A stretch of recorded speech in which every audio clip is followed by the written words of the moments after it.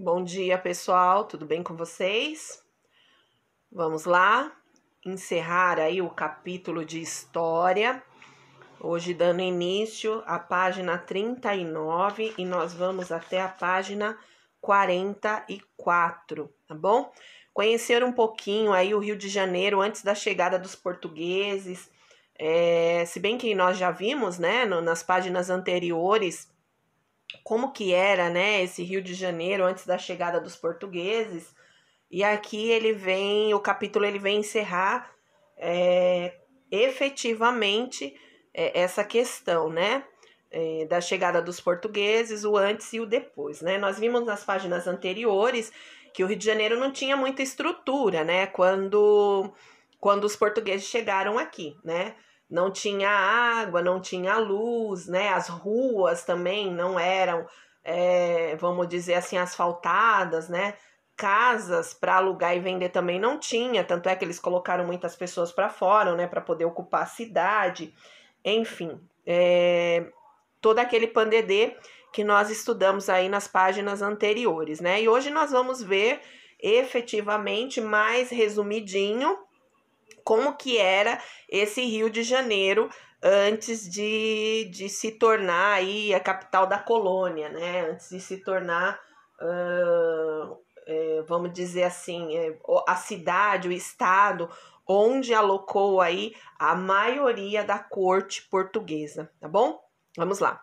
O Rio de Janeiro antes da chegada dos portugueses, olha lá. O Rio de Janeiro tornou-se capital da colônia em 1763. Era uma cidade tranquila, nós vimos isso, né? Construída entre as montanhas e a praia. Possuía cerca de 50 mil habitantes e era formada, em sua maioria, por ruas estreitas, sem calçamento e sem serviço de limpeza pública. Então, as ruas eram bem estreitas, não tinha calçadas, né? E serviço de limpeza pública também não tinha, como hoje os coletores de lixo que nós temos. Pensam vocês o que era essa cidade, né? Sem o serviço de limpeza pública, os coletores de lixo, as pessoas que limpam, né, as ruas, que muitas vezes carpe, né, o mato aí na rua, né? Enfim, então não tinha nada disso, era formado somente por uma rua estreita, né? Onde já morava aí 50 mil habitantes. Pensem vocês como é que era esse Rio de Janeiro sem toda essa estrutura. Não havia também rede de esgotos, olha lá. Não havia rede de esgoto, que é uma coisa assim muito importante, né? Imaginem vocês não tendo esgoto na nossa cidade, né? Para onde iria, né? Onde era colocado, né, esses dejetos nossos? Muitas vezes nós usamos o banheiro, usamos aí a nossa pia para lavar uma louça e toda essa água suja, né? Enfim, para onde iria, né? Se não tinha uma rede de esgoto. Os dejetos eram recolhidos em barris pelos negros escravos e jogados no mar no fim da tarde, e o esgoto corria a céu aberto. Gente do céu, olha isso. Então pensem em vocês, todas as necessidades fisiológicas eram colocadas em barris. Então, os nobres, né, vamos falar assim, faziam suas necessidades aí, né, fisiológica, né, e tudo isso era colocado em barris, gente. Pensem vocês ter que carregar esses barris com um monte de sujeira, né, do ser humano, vamos dizer assim. E olha só, e eram pegos, né, pelos escravos, e eles no fim da tarde jogavam no mar toda essa sujeira fisiológica dos nobres, né? E o esgoto corria a céu aberto. O que quer dizer isso? Que muitas vezes esses esgotos eles escorriam pelas ruas. Imagina o cheiro que devia ser, gente. Então, olha como que era aí a cidade do Rio de Janeiro antes da chegada da corte portuguesa, né? Vamos lá. A água que servia à população vinha de poços, que se localizavam nas moradias ou de chafarizes e fontes construídas pelas cidades. Então, vinha de poços, água, né? E também chafarizes e fontes que eram construídas no meio da cidade. Também havia a possibilidade de se comprar águas de escravos. Lembram? Nós vimos isso aí nas aulas anteriores, chamadas de aguadeiros. Armazenavam a água em barris e percorriam as ruas das cidades em carroças para vendê-las de porta a porta.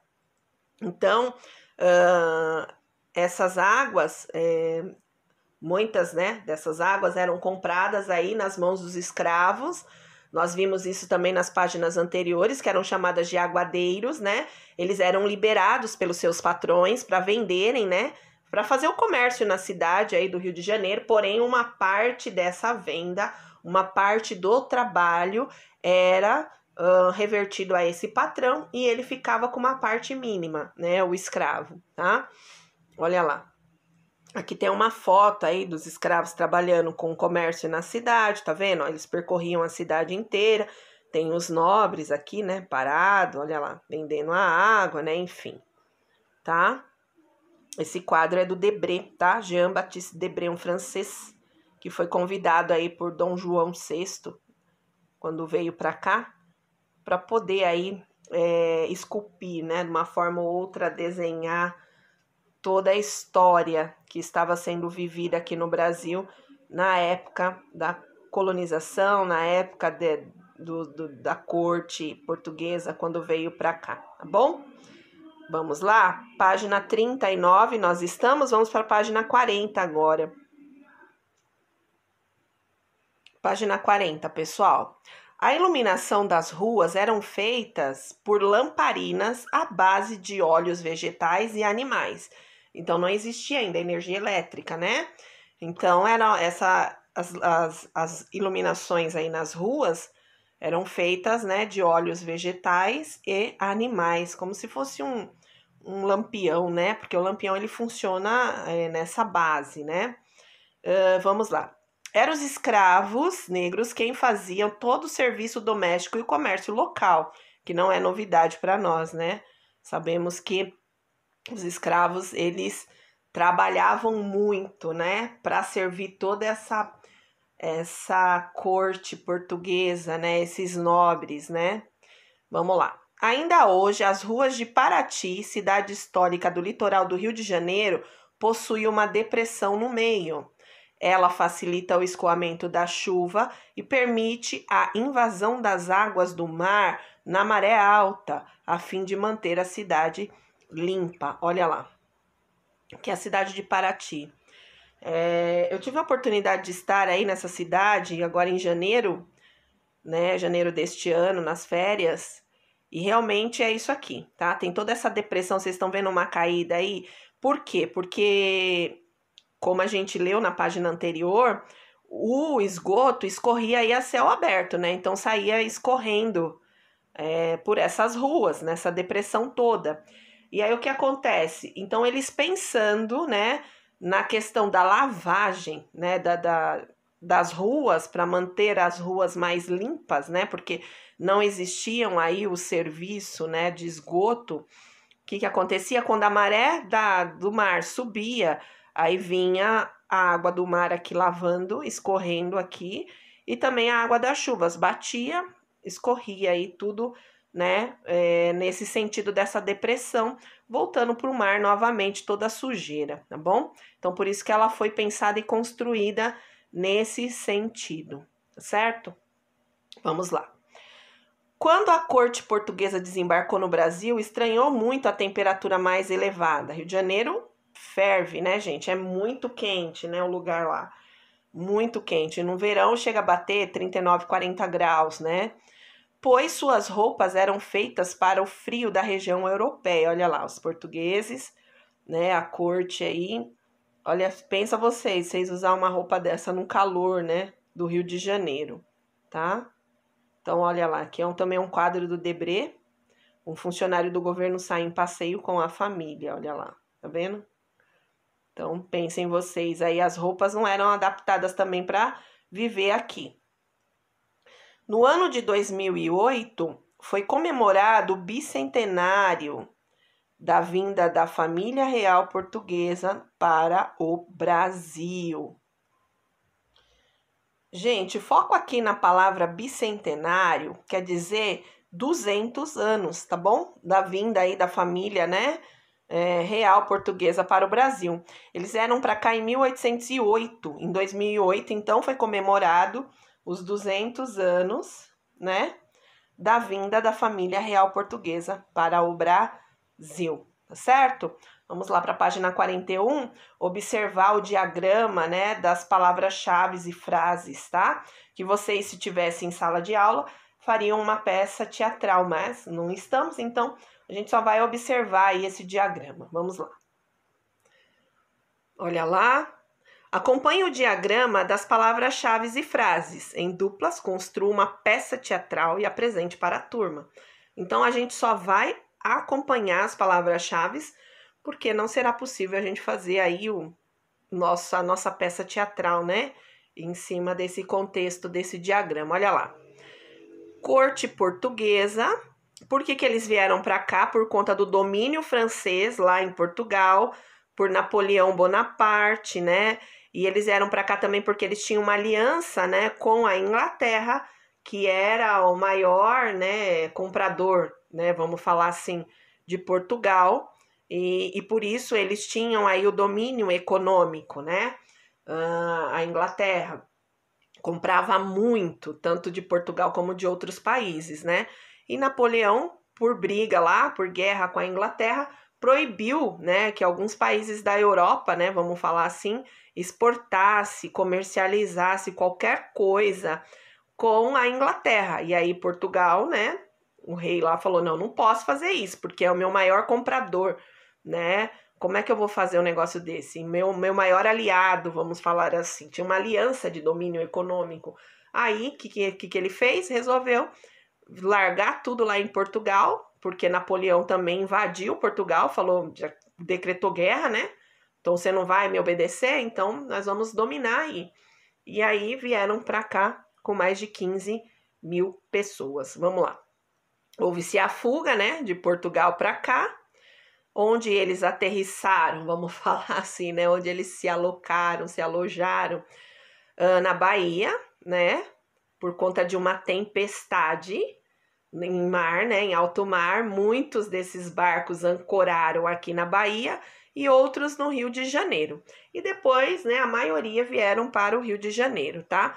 Houve-se uma organização, depois que todos se alojaram aqui, né, meio forçada, né? A primeira organização foi colocar os moradores para fora das casas, né?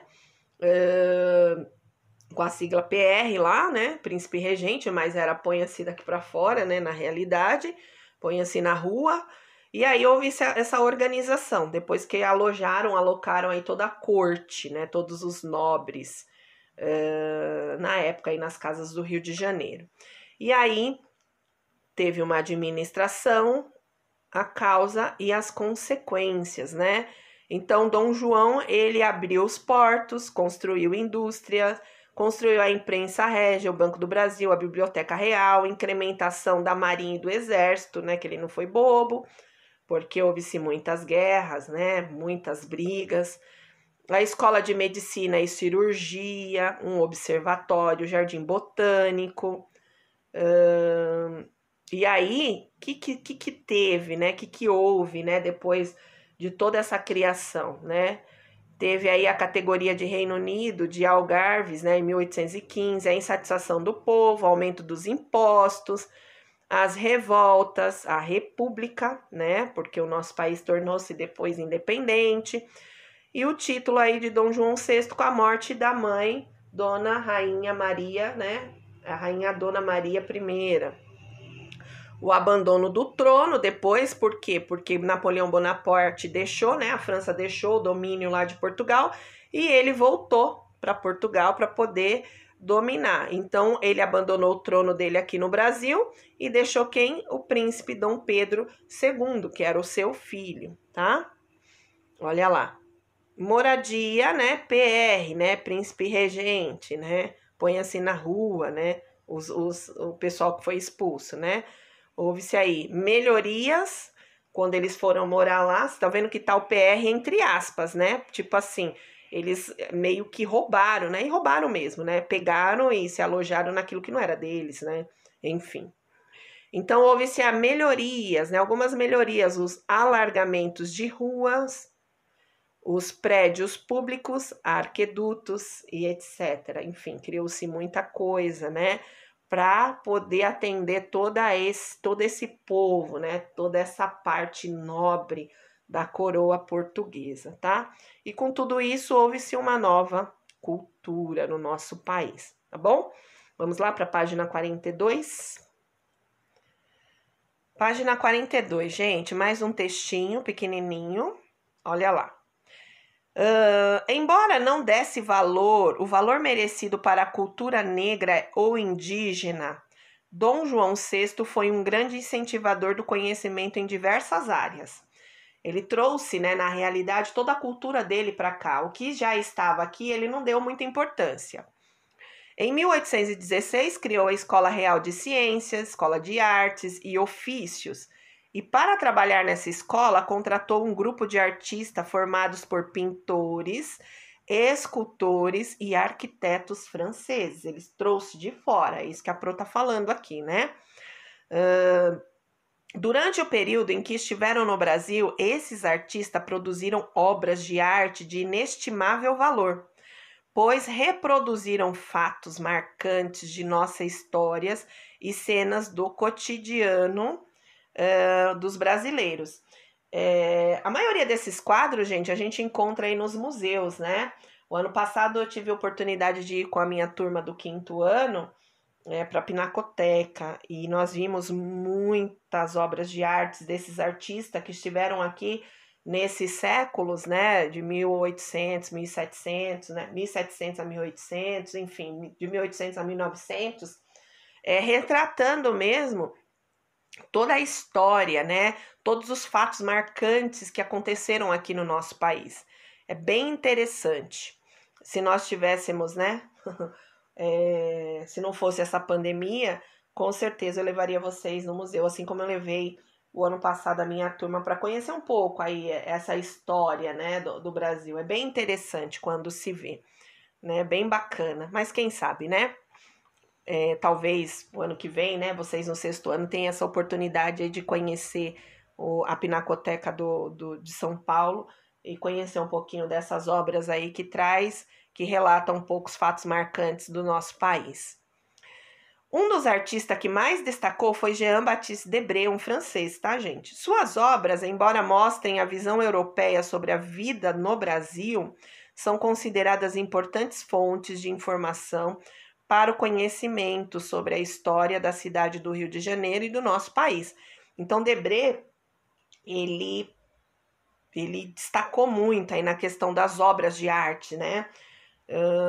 Ele trouxe muito essa questão da pintura para o lado europeu, gente, mas relatou muito nas suas obras de artes a vida, né?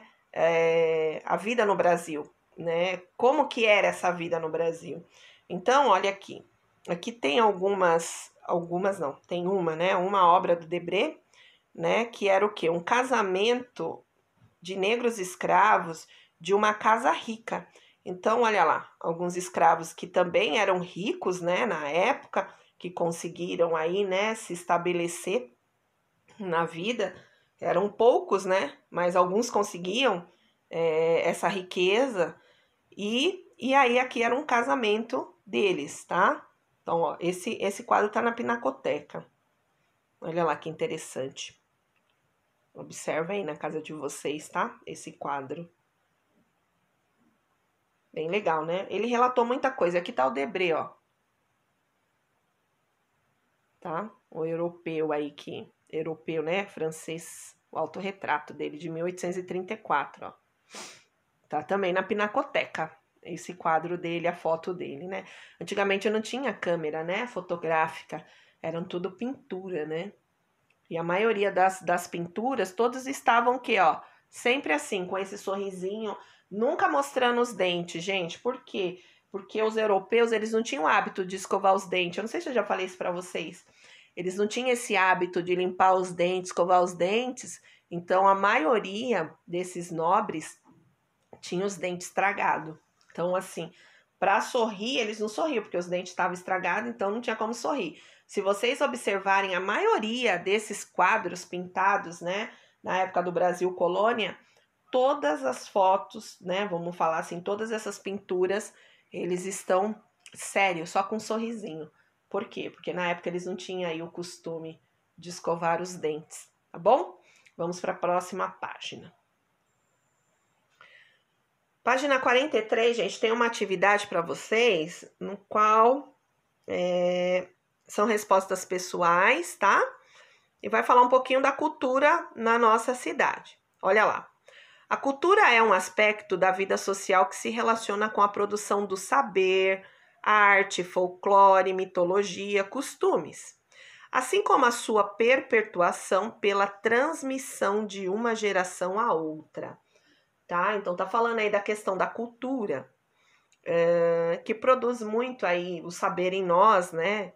Tanto a questão da arte, o folclore, a mitologia, os costumes, né? E vai passando aí de geração em geração, né?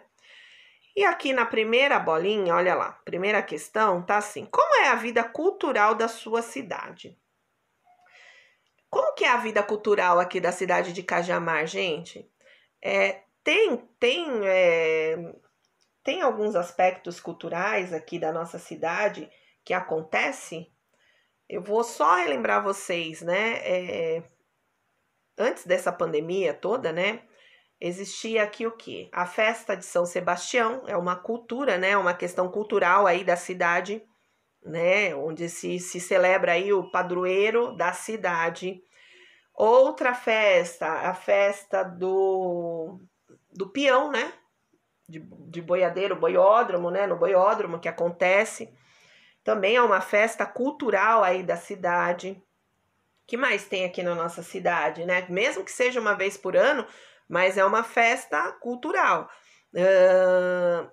Alguns shows, né? Acontecem aqui na nossa cidade. Então, são 3 aspectos aí de cultural que tem aqui na nossa cidade e que muitos têm a oportunidade de ir, né? O ano passado também houve-se também uma festa, né, do Dia das Crianças, também é cultural, nós podemos dizer isso porque foi aberto para todos, né? Houve-se assim uma questão de brincadeiras, né? De, enfim, diversão.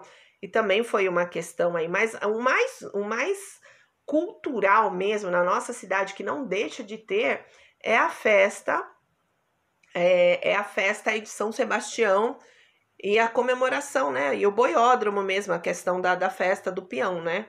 Que acontece aqui na nossa cidade. Então, como é a vida cultural da nossa cidade? Acontece, aí você pode colocar a vida cultural, ela é mais tranquila, né? Porque não existe tantas coisas assim, né? Ela é mais pacata, ela é mais tranquila, a vida cultural da nossa cidade, ela é tranquila, é pacata. Porém, existem 2 festas importantes para a cidade, que é a festa de São Sebastião Padroeiro, né? E a festa do Peão de Boiadeiro, entendeu? Que acontece aqui na nossa cidade. São 2 festas aí culturais, né?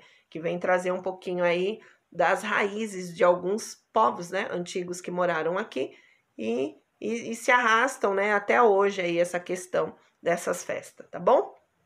Vamos lá. O que você costuma fazer para adquirir conhecimento e cultura, além de ir na escola? O que você costuma fazer? Você lê livros, né? Você assiste documentários? Você vai ao cinema antes da pandemia? Vai ao teatro? Então, o que você costuma fazer para adquirir algum outro conhecimento cultural, além de ir para a escola? Tá? Então, você vai escrever aqui o que você costuma fazer, pensando antes da pandemia, tá? Porque nessa pandemia ninguém fez mais nada na vida, né? Então, antes da pandemia, o que você costuma fazer? Ir em alguma exposição, ir em alguma biblioteca, em algum show, circo, enfim, o que você costuma fazer, né, para adquirir esse conhecimento cultural junto com a sua família, tá bom? Então, você vai escrever aqui. Olha lá, marque um X nos tipos de cultura presentes na sua cidade. Na nossa cidade tem teatro? Eu desconheço, gente, eu acho que não, né? Tem cinema? Tem, dentro do shopping, né? No Polvilho, tem cinema. Tem shows? Tem, né? Às vezes tem. Esse ano acho que teve um, o ano passado acho que foram 2, se eu não me engano. Tem um circo que vem para cá de vez em quando, né? Uma vez por ano, né? Exposição, eu desconheço. Tem uma biblioteca aí no centro de Cajamar, sim. Outros, né? As festas, né? As festas comemorativas, festas de São Sebastião e a festa de peão de boiadeiro, tá bom? Então, aí você vai colocar um X, tá? Aqui, gente, na próxima questão, tá pedindo para elaborar um cartaz divulgando e contendo os principais eventos que estão acontecendo na sua cidade neste momento. Filmes interessantes, exposição de arte, peça de teatro. Como não está acontecendo nada nesse momento, né? Então, a gente não vai fazer, tá? Pesquise em revistas e jornais ou desenhe as imagens na página a seguir. Criem fases que incentive os colegas da sua escola.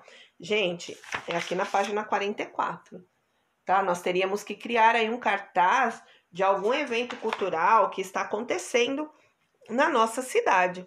Só que nós não vamos fazer porque neste momento, né? Ó, que estão acontecendo em sua cidade, neste momento, não tem acontecido nada. Estamos em pandemia, né? Então, você pode fazer alguma frase, alguma ilustração aqui, escrevendo: estamos em pandemia. Portanto, sem exposição cultural nenhuma, sem atividade cultural nenhuma, tá? Você pode escrever aí, desenhar as letras, né? Fazendo assim, estamos em pandemia, enfim, tá? Retratando em que situação que nós estamos passando agora, hoje, né? Então, pode fazer a foto aí do corona, né? Do vírus aí e falar, estamos em pandemia, sem exposição cultural nenhuma, né? Enfim, tá? Então, você pode desenhar também, tá certo? E colorir, tá certo? Porque aqui não vai dar pra gente fazer, olha lá, né? O que está acontecendo na sua cidade nesse momento? Nada, né, gente? Então, você pode escrever lá, tá? Colorido, colocar aí no quadro, estamos em período de pandemia, portanto, né, neste momento não está acontecendo nenhuma manifestação cultural na nossa cidade, desenhar aí o vírus, coronavírus, tá bom? Então, pessoal, com isso a gente encerra aí a matéria de histórias, né? Semana que vem aí daremos início à apostila 3, tá bom? Qualquer dúvida, já sabem, só chamar a Pro, que a Pro vai respondendo, sanando as dúvidas de vocês. Bons estudos a todos. Um beijo, fiquem com Deus e até a próxima aula, se Deus quiser. Tchau, tchau.